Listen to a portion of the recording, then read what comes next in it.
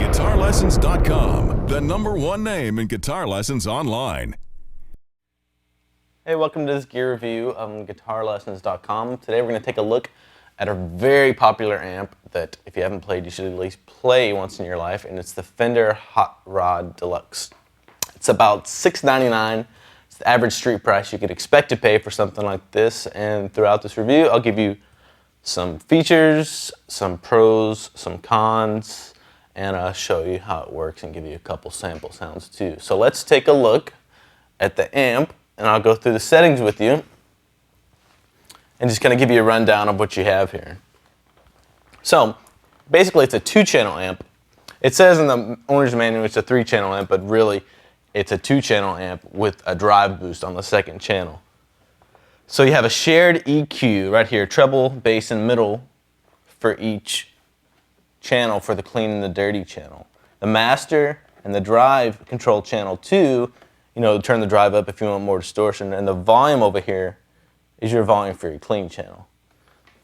You have a shared reverb control. The reverb on this amp is really good sounding, typical, really cool sounding Fender reverb, and a presence knob to give you that extra little brightness if you want. You also have a normal or bright switch over here that if you want to brighten your guitar up, if you're playing a real thick sounding guitar and you want to brighten it up, hit that and you'll get a brighter tone.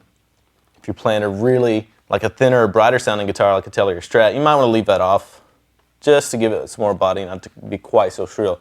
And the channels are switchable by finger, or it comes with a 2-button foot switch right over here, which is really convenient if you're playing live. It comes with it, you don't have to buy it separately. It's a channel select, so you can go between the clean and the dirty channel.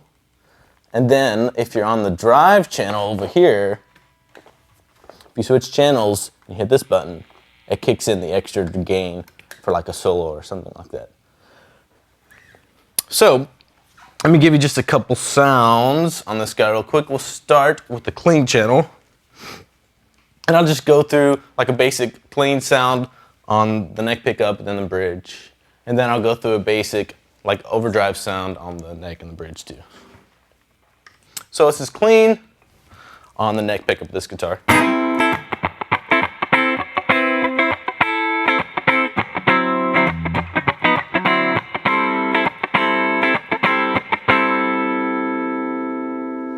Pretty good, kind of funky clean sound. And if you throw it back to the bridge pickup, I have the bright off because this is kind of a bright guitar.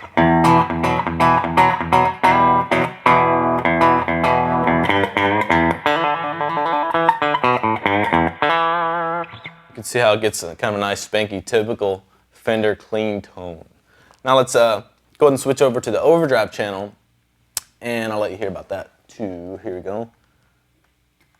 Now this is without the extra gain in, so this is what it sounds like, just regular overdrive. If you want more overdrive than that, you can kick in more drive for like a nice lead tone.